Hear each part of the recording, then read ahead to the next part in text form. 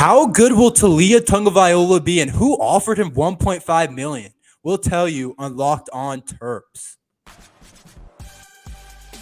You are Locked On Terps, your daily podcast on the Maryland Terps. Part of the Locked On Podcast Network, your team every day. What's up, everyone? I'm Tre Moore, co-host of Locked On Terps, joined by Zach Kurlander, the other co-host of Locked On Terps, part of the Locked On Podcast Network, your team every day. And today we got a full show. We're going to talk about expectations for Taulia Tagovailoa this year. We're going to get into the coaches poll. And then lastly, we're going to finish up with who offered him $1.5 million to transfer. So stick around till the end. But to start, expectations for Taulia Tagovailoa this year. So last year was actually a down year for him, and he still finished second team all Big Ten, and that tells you a lot right there. His sophomore year was actually a lot better. He passed for almost 800 yards, but the reason for a down year last year, I think a big part of it was he was injured, and I think they tried to bring him back too early. Yeah, just to go over some of the stats, in 2021, he had 3,860 yards with 26 touchdowns and 11 picks. And then he kind of had a down year last year, like you said. He had 3,000 yards, 18 touchdowns, 8 interceptions. And I think a lot of that has to do with injuries, not just to him, but also to his skill position players. So I think he had a down year, but I think he's primed for a big season this year and definitely a bounce back year to hopefully boost his draft stock up. Yeah, and if you look at the couple of stinker games, I called them, that he had, they were against Penn State and Wisconsin, where they were just terrible in terms of to his standards and to any quarterback standards in the Big Ten. If you looked at the stats against Penn State, he went 11 for 22 for 74 yards. And then against Wisconsin, he went 10 for 23 for 77 yards. So really similar stats between those two games. Under 50% passing and barely any yards, 75 yards on average. Like, that's just terrible for him. I don't think he'll have that, but he has to stay healthy. But if he stays healthy, I think he can do some damage as long as the offensive line can hold up. He is the top returning QB in the conference and can push for first team all Big Ten. Yeah, I think Taulia really needs to focus on, forgetting about his mistakes. I think when he throws an interception or he misses a couple passes in the beginning of the game, he gets in his head a lot. I think he just needs to play more freely after he makes mistakes. Like you said, if we're going to beat teams like Penn State, Michigan, and Ohio State, he really can't be putting up 74 yards and completing less than 50% of his passes. So we're really going to need him to show up in big games for us to have an opportunity to win the Big Ten. And also, his offensive line really needs to help him out. Last year, it wasn't great. This year, it has potential to be good. Excuse me. It has 4 new starters. So I'm excited with the offensive line, and I just want a full season for Taulia, and I want him to be fully healthy with his receivers, his running backs, and his offensive line.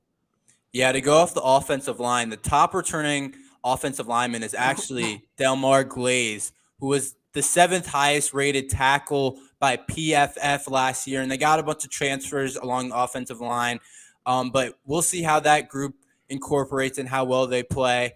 But last year he was actually 3rd in the conference in passing yards, only behind C.J. Stroud and McDonald. So if you really look at it, we don't want to talk about all the negatives. Yes, he had 2 games, bad games, but he also played awesome the majority of the season. So he is the top returning quarterback in the Big Ten in terms of passing yards. A lot of people are putting J.J. McCarthy ahead of him because of upside, but let's not forget that Taulia is the leader in Maryland history in most major quarterback stats. And I think this year he will actually break the passing touchdowns, which right now is standing at 26 passing touchdowns, is the most in Maryland history. I think he will break that this year. He did tie it in his second year. His sophomore year, he did tie that record, but I think he'll break it this year. And I'm expecting him to go down as one of the best Maryland quarterbacks ever, which he's kind of already in that realm, but I expect him to cement himself there. Yeah, just to go off, I think J.J. McCarthy, a lot of people kind of overhype him because of Michigan's success a little bit. I think Blake Corum is really the key to that offense. So I understand why some people would put him ahead of Taulia just because of his upside and potential. But if you really look at every game and through the seasons, I think Taulia is definitely the best quarterback in the Big Ten going into this year, just talent wise. I mean, if you gave him a guy like Blake Corum, I bet you he'd be better than JJ McCarthy in a way. And also, like you said, I think he has a really good chance of winning Big Ten Offensive Player this year. He's got all the weapons he needs. His offensive line should be better than last year. He's healthy, so I'm really looking forward to seeing what he can do this year. Yeah, just the number one thing when it comes to that is just staying healthy. And if you can't stay healthy, Maryland does have a good backup quarterback in Billy Edwards, who actually stepped in last year in the couple games that Taulia was hurt and played well and won games. He's more of a physical dominant type of quarterback. He has a little bit more tools. He's 6'3", has a big arm, and he can run, but he's just a little bit more raw. So even if Taulia gets injured, I'm still confident in the Maryland backup quarterback. And then also freshman Cameron Edge is a really talented guy if you saw him in the spring game. But that's besides the point. To sum it up, we think that Taulia will go down as one of the Maryland's best quarterbacks ever when it's all said and done. And this year can't come soon enough. But next, we're going to talk about the preseason coaches poll. Maryland landed 45th in the preseason coaches poll, and we will tell you what they should be after this quick message from LinkedIn. These days, every new potential hire can make you feel like high-stake wagers for your small business. You want to be 100% certain that you have access to the best qualified candidates available, and that's why you have to check out LinkedIn Jobs. LinkedIn Jobs helps find the right people for your team faster and for free, and a lot of people need jobs right now, and if you want to find someone amazing for your company, LinkedIn Jobs helps you find the qualified candidates you want to talk to faster. Post your job for free at linkedin.com/lockedoncollege. That's linkedin.com/lockedoncollege to post your job for free. Terms and conditions apply. All right, so let's move on to the coaches poll that came out yesterday, where Maryland was ranked 45th in the preseason coaches poll, which we think is a little bit disrespectful, but they are receiving votes for the top 25. To be exact, they have 10 votes for the top 25. Yeah, it's good to start out in the top 25 in the preseason, but at the end of the day, it doesn't really matter. It kind of matters how you finish. So I fully expect Maryland to be better than the 45th team in the country. I mean, you look at the direction that the program is headed, I think they're on the upslope, and I really think Maryland can make a difference and can really honestly get into the top 25 pretty early into the season. They put together a couple big wins and they win their easy games, then I definitely think they're better than 45. Yeah, I think they'll finish the year in the top 25 for sure. And I want to give you a couple teams that are ranked higher than them in the preseason poll. I'm going to tell you why we should be higher. If you look like a team like Minnesota, another Big Ten team who's receiving more votes than Maryland, they lost their QB, they lost their leading rusher, and they lost key offensive linemen. If you look at Maryland, we return our quarterback, and he's one of the best quarterbacks in program history at the most important position. We return our whole backfield and one of the most explosive backs in the conference and in the country, and Roman Hemby. And we look similar on the offensive line with losing key starters, but Delmar Glaze is the top returning tackle in the Big Ten. So that's why I would say we're better than Minnesota. That's a team that's ahead of us. And then you go down to NC State. Maryland beat them in the bowl game last year in the Duke's Mayo Bowl, and we did that without Deontay Banks and without pretty much our whole starting wide receiver corps, and Rakeem Jarrett, Demas, and Copeland were all preparing for the NFL draft, and we still did it pretty much with how this year's team is going to look. And NC State lost their starting quarterback, Devin Leary, to Kentucky, who's one of the better quarterbacks in the country. And of course, like I said, we return our quarterback, and they do return 6 starters on defense, but Maryland also returns 5. So I think we should be ahead of NC State just by going off of what we did last year to them in returning roster. But you know, Maryland's consistently disrespected in football, so To add on to that, I don't even think Jacorian Bennett and like Jalen Duncan even played in the NC State game, and we kind of beat them pretty easily, honestly.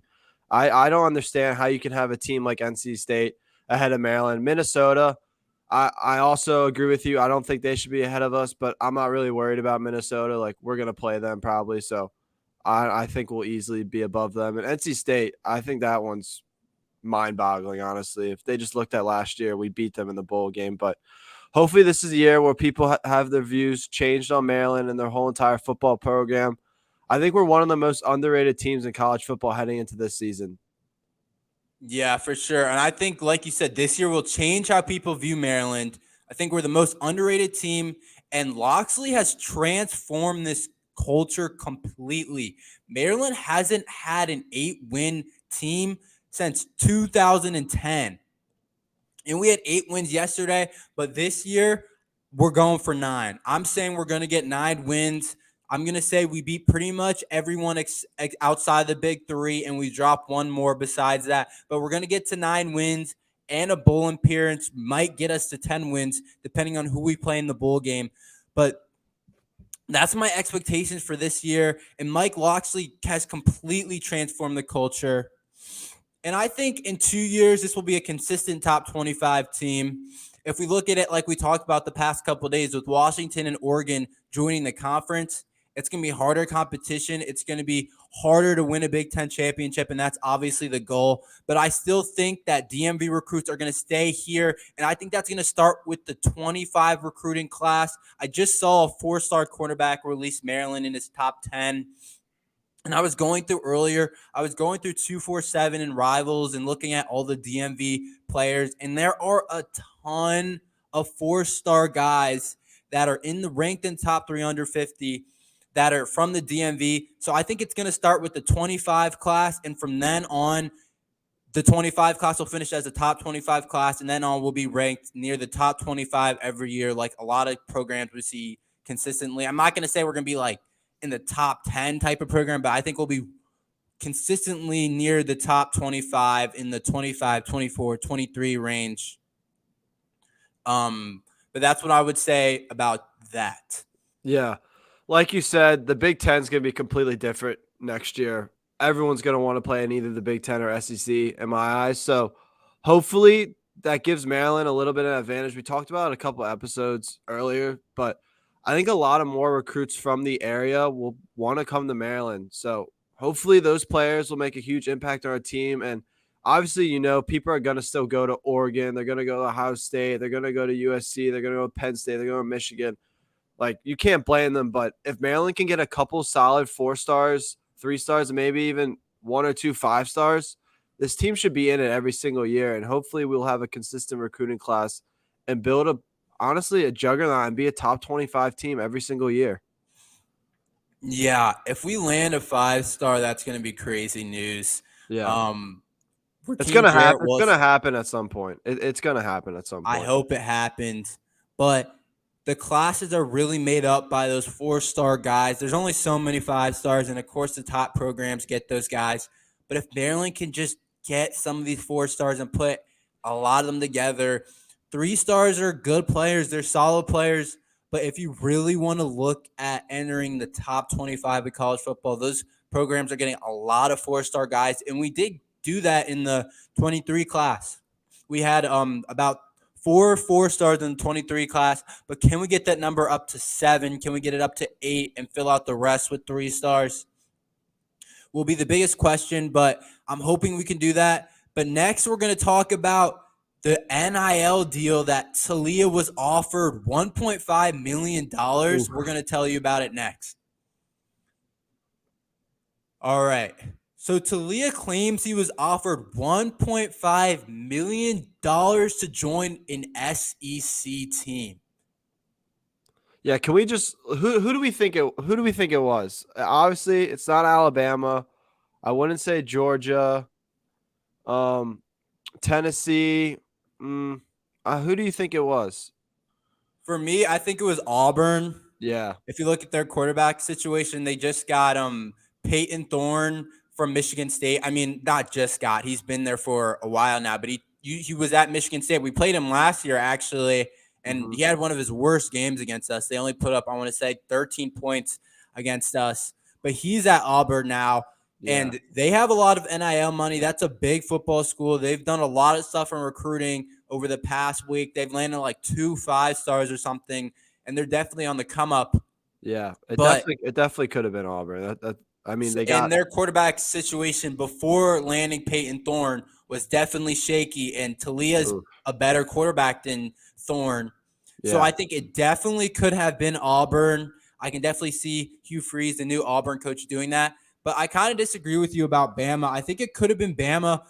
I mean, it would be kind of weird for him to leave and then come back. Yeah, that's why I was questioning it a little bit, but But they did add Tyler Buckner, the Notre Dame transfer, into their room. So if you look at it from that, you would think, oh, maybe they did reach out to Talia about joining Alabama again. And I'm sure they never wish he left in the first place, but they got their own QB competition going over there with Ty Simpson and Milrow. yeah. So I wouldn't be surprised. I put Talia above all those guys. I mean, in terms of experience and what he's done in college football.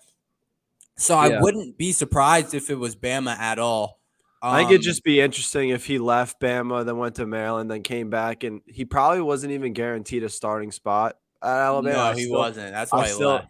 Yeah, I still think if he decided to go back this year to Alabama, it'd still be a competition. But Me too. obviously, both of us are glad that he didn't leave to Auburn or Bama because this Maryland team would look a lot different. But it definitely makes sense. I could see Auburn most likely, and Bama. Yeah, I can see it, but I think I'd kind of, lean towards Auburn being the school, but that's Yeah, beside the point. a lot of people think it was Auburn. I've seen a Yeah. lot of different things, but a lot of the SEC schools do have their quarterback. But I think even more importantly, what it says about the program. I want to read this quote of what he said. It would be hard for me to go to another place and not be happy, but have all the money in the world. I'd rather be at a place where maybe I don't have as much, but I'm happy here and I'm here to work. So I think that That's quote awesome. really exemplifies what Maryland is transitioning into. We might not have the most NIL money, but this is a program people want to be part of, and where people are enjoying being part of it. If you look at him in the sidelines of the spring game and against Ohio State, one image in my mind is really sticking out where he got super hype after he scored a touchdown. I think about the spring game when he's dancing with kids on the sideline. He always has a smile on his face, and he's just happy to be a Maryland Terrapin. Yeah, I think players love it when they see quotes like that. Like, he wants to be there. Like, Talia could definitely play at a power SEC school or any other school really, but he wants to be at Maryland. And when you have a quarterback and a leader that really appreciates that and doesn't take that for granted, I think that energy makes players want to play for their quarterback. So I think stuff like that really it's kind of underrated, but it brings a lot of value to the team. And people want to get behind their quarterback and they just want to be there for him and they want to play and win games with him. So I think that was awesome. Yeah, I agree with that. And Coach Locksley has just brought a new happiness to this Yeah. program where if you remember when DJ Durkin was the head coach and we had a bunch of problems there and there was a whole situation with that did not exist at all, and Coach Locksley has completely transformed it. And then I want to read what Coach Locksley actually said. He said it was hard for him to sleep, unknowing if Talia would transfer or possibly leave for the NFL. So that just shows how important it is for us to have him this year and what it means. But it also gives Billy Edwards, the backup quarterback, another year to develop and get better. And I think he's going to be really prepared to take over next year. I think he's going to be a really good player in the Big Ten. But yeah. Yeah, they play a little different. They play a little bit differently, which is actually kind of good. I mean, Talia can teach him some things. Obviously, he can be a leader, a mentor for him, but they both bring different styles. And I think Billy Edwards is more physical and imposing. And like you said earlier, he's a little raw, but that's going to happen when you're young. So I think last year when he got some reps really helped him. And then this year, hopefully, like, obviously I love Billy Edwards, but I don't want to really see him this year because I don't want Talia to get hurt or anything. But if Yeah, that let's start does, up. yeah, but if that does happen, I would be confident still in Edwards, and I think he can get the job done. And like you said, the future of Maryland is probably in his hands next year. So I'm excited to see what he can do. But obviously, we just don't want to see Taulia get hurt again. We want him fully healthy this season. Yeah, I'm just glad he didn't take the deal, obviously, and that he's still a Maryland quarterback. And people think he can be a mid-round pick now, maybe a 4th, 5th, 6th round pick in the NFL. And I think another year in the system will help him with that. Putting on another really good year. He's not a guy that jumps off the paper in terms of talent. It's not like he's going to be throwing beams and has the strongest arm or is the biggest guy. 5'10". He's 210. He plays like Tua. Him and Tua kind of are the same quarterback, honestly. They play very similar. Yeah, he's a lot in common with his brother. Yeah. But that's all we have today. Thanks for listening. Please like, please subscribe. Thanks for listening to Locked On Terps.